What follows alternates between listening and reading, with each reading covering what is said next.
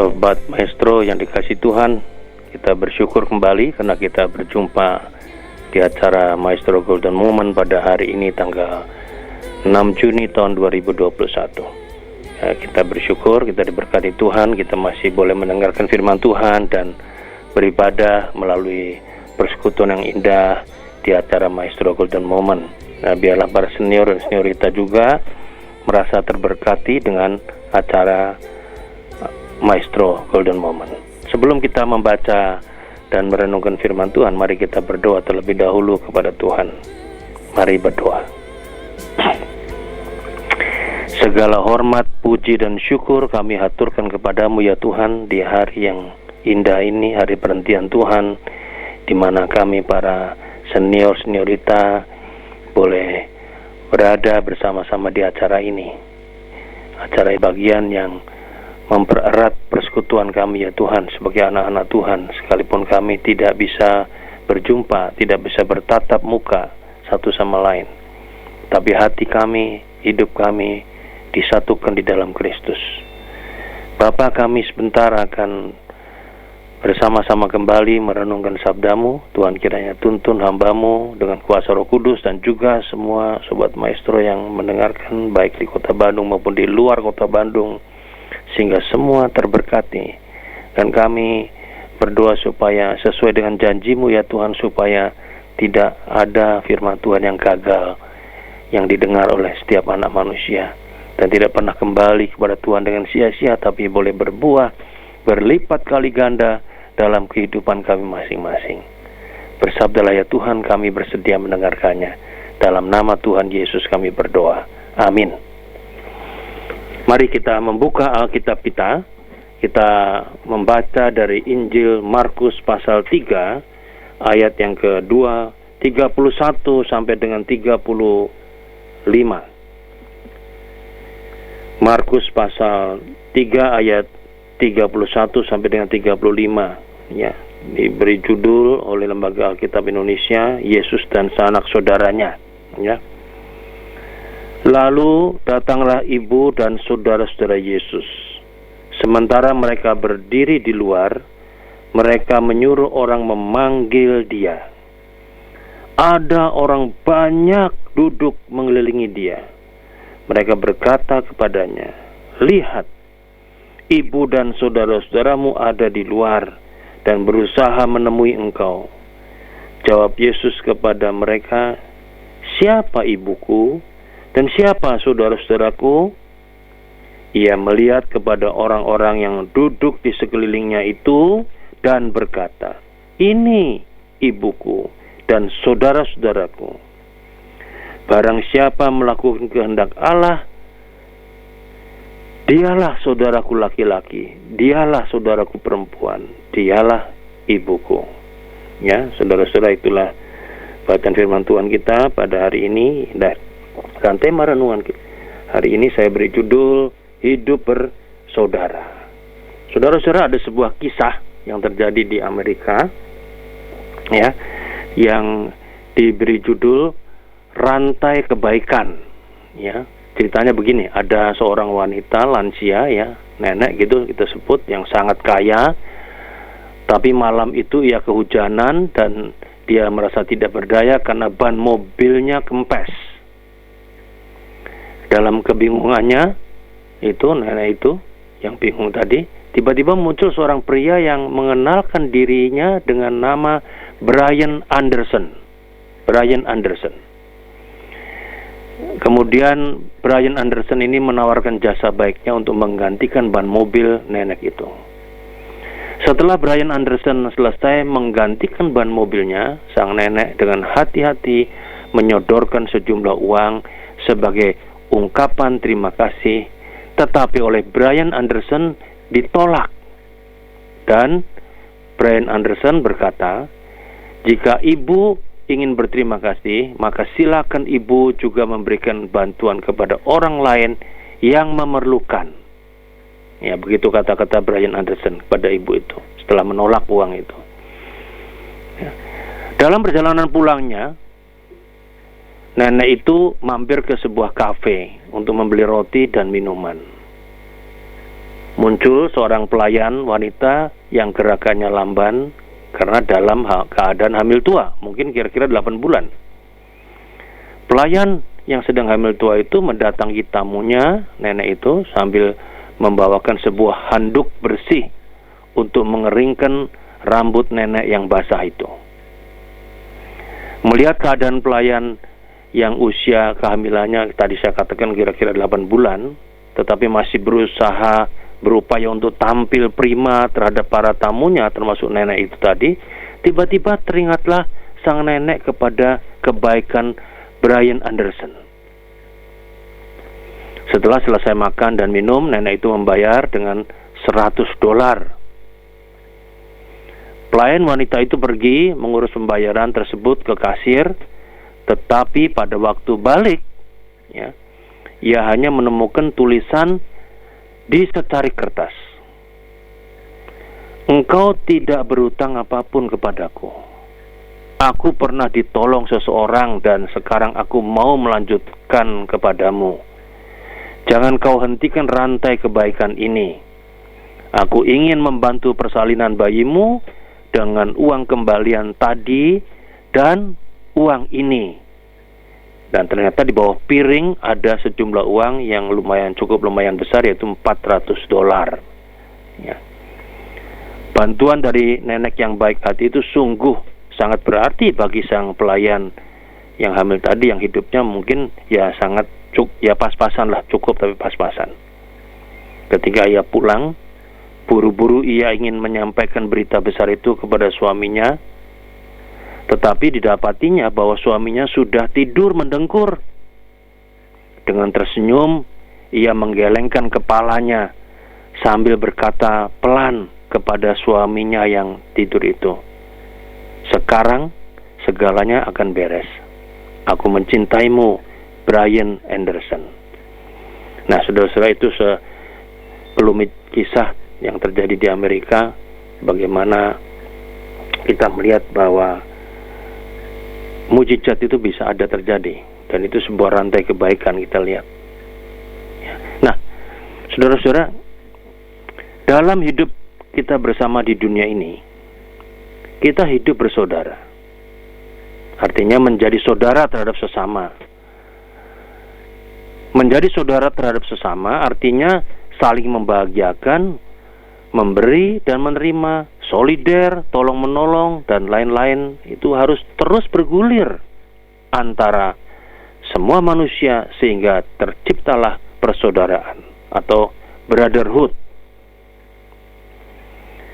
Bahkan Tuhan Yesus memberi teladan tidak hanya menjadi penonton atau pemberi perintah, tetapi ia mau ikut menjadi pelaku dan pelopor persaudaraan. Itu berarti tanda melakukan kehendak Allah. Ya. Nah, Allah senang memberi, tetapi ia juga sudi menerima dari umatnya. Maka kepada yang egois setiap hari pasti Tuhan menegur, baik melalui firman Tuhan maupun melalui alam ciptaannya. Saudara-saudara, coba kita perhatikan dalam kenyataannya sehari-hari. Allah akan menciptakan matahari, dan matahari memberi. Allah mencipta bulan, dan bulan memberi. Allah mencipta bintang-bintang, bintang-bintang memberi. Allah mencipta tumbuh-tumbuhan, tumbuh-tumbuhan memberi. Allah mencipta laut, laut memberi. Nah, coba kita lihat, Allah juga mencipta manusia. Pertanyaannya adalah, adakah manusia memberi? Nah, mari kita jawab masing-masing dalam hidup kita. Allah kan menciptakan kita. Sudahkah manusia memberi? Memberi apa saja? Kepada siapapun juga.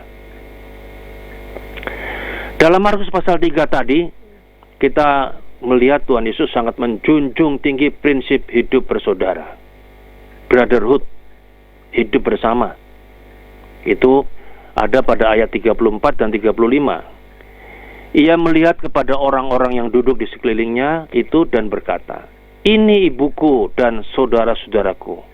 Barang siapa melakukan kehendak Allah, dialah saudaraku laki-laki, dialah saudaraku perempuan, dialah ibuku.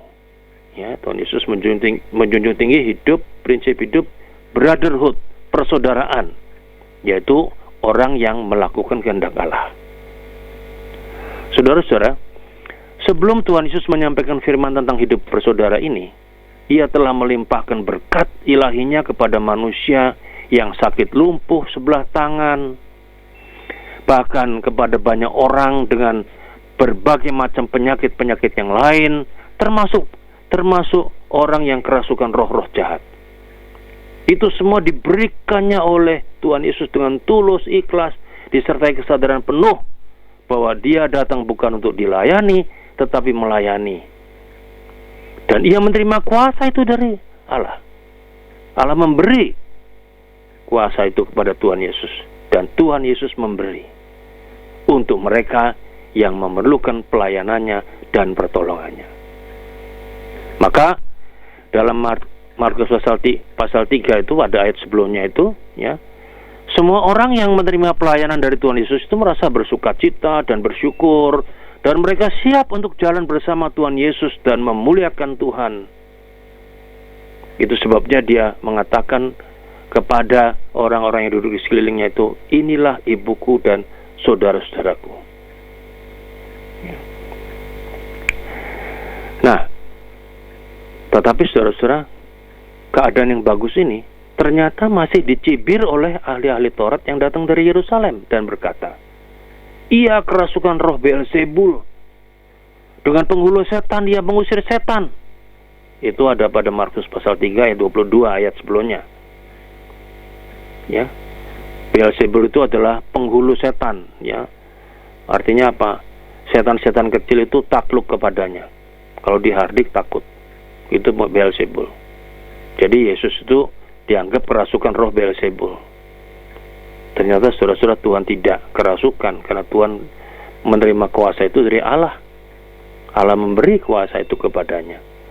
Karena itu Tuhan Yesus tidak berpangku tangan, tetapi turun tangan memberi, menjadi pelopor dan pendorong buat kita, supaya kita menjalankan hidup persaudaraan, hidup bersaudara, brotherhood. Karena itu Ia memperluas. Kita lihat di sini ya, bahwa Tuhan Yesus memperluas pemahaman ibu dan saudara-saudaranya itu bukan hanya secara biologis saja, yang dimana ibu biologis dan saudara-saudaranya itu mencari Dia, ya, waktu itu, melainkan semua mereka yang ada di sekeliling Tuhan Yesus, yaitu semua yang melakukan kehendak Allah. Itu sebabnya kemudian Yesus mengatakan, inilah ibuku dan saudara-saudaraku, kepada orang-orang di sekeliling Tuhan Yesus. Ya. Saudara-saudara, dalam gerakan hidup bersaudara, kita juga perlu memperhatikan teladan yang diberikan oleh Tuhan Yesus, yaitu dalam tugasnya di dunia. Tuhan Yesus melakukan kehendak Bapanya. Dia diberi kuasa, Dia lakukan itu kuasa itu untuk memberi dirinya kepada orang lain. Ya, betul-betul Tuhan Yesus melakukan kehendak Bapa, karena kita melihat dengan rendah hati Tuhan Yesus rela memberi dirinya untuk melayani manusia, bahkan sampai mati di kayu salib. Nah, demikian juga saudara-saudara dengan kita, ya, kita juga harus bisa saling memberi diri. Kita bisa bekerja sama, saling melengkapi, saling membahagiakan. Itulah hidup bersaudara, sebuah persaudaraan, brotherhood. Tentu kita bertanya, mengapa kita perlu hidup bersaudara? Karena saudara-saudara, di dunia ini tidak ada seorang pun yang sempurna. Kita membutuhkan orang lain di sekitar kita sebagai saudara, dalam tanda petik, bukan saudara biologis memang. Kita membutuhkan orang lain sekitar kita sebagai saudara. Maka kadang-kadang ada prinsip di masyarakat bahwa saudara yang jauh itu kelihatan jauh, tapi saudara dekat itu apa? Yaitu para tetangga kita, meskipun itu bukan secara biologis saudara kita, tapi tetangga kita itulah saudara kita yang paling dekat. Ya, karena kalau ada apa-apa dia yang tahu lebih dulu bukan saudara kita biologis yang jauh dari kita tinggalnya. Ya. Jadi mengapa perlu hidup bersaudara? Karena tidak ada manusia seorang pun yang sempurna. Kita membutuhkan orang lain kita sebagai saudara dalam tanda petik. Terlalu sombong jika ada yang berkata tidak membutuhkan sesamanya sebagai saudara. Terlalu sombong. Itulah sebabnya kita sering menyebutkan saudara-saudara di dalam Kristus. Tadi kita mendengar lagu-lagu yang sudah diputarkan oleh penginjil Ari tadi tentang bagaimana kita hidup bersaudara, jadi satu dan sebagainya. Ya, kita ini sering menyebut saudara-saudara dalam Kristus. We are brothers and sisters in Christ. Nah, saudara-saudara, ada satu cerita, yaitu ada 2 orang cacat yang baru saja bertobat.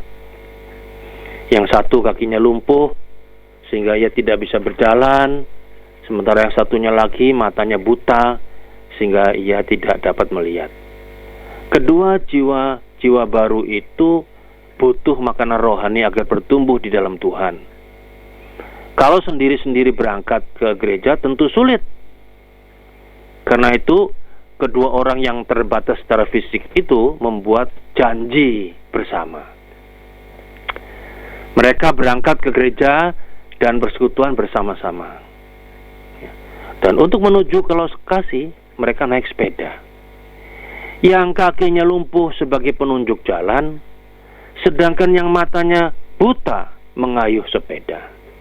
Alhasil, mereka dapat tiba di persekutuan atau di gereja. Mereka bergabung dengan anggota tubuh Kristus yang lainnya untuk memuji dan menyembah Tuhan. Secara fisik mereka terbatas masing-masing, tetapi masih menemukan jalan keluar. Mereka menghayati persaudaraan dengan saling melengkapi dan membahagiakan. Saudara-saudara, bukankah juga melalui acara Maestro Golden Moment kita harus merasakan persaudaraan atau brotherhood, hidup bersaudara, meski kita tidak bisa bertatap muka satu sama lain. Melalui acara Maestro Golden Moment kita hidup bersaudara. We are brothers and sisters in Christ.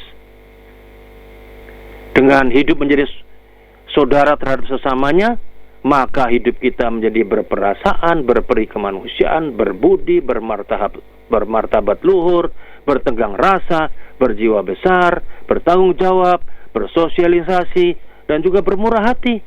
Dan semua yang saya sebutkan tadi itu adalah sikap positif. Tidak ada yang negatif dari yang saya sebutkan tadi. Dengan melakukan sikap positif, hidup kita menjadi berkenan kepada Allah. Selamat menjalani hidup bersaudara dengan sesama. We are brothers and sisters in Christ. Tuhan memberkati. Amin.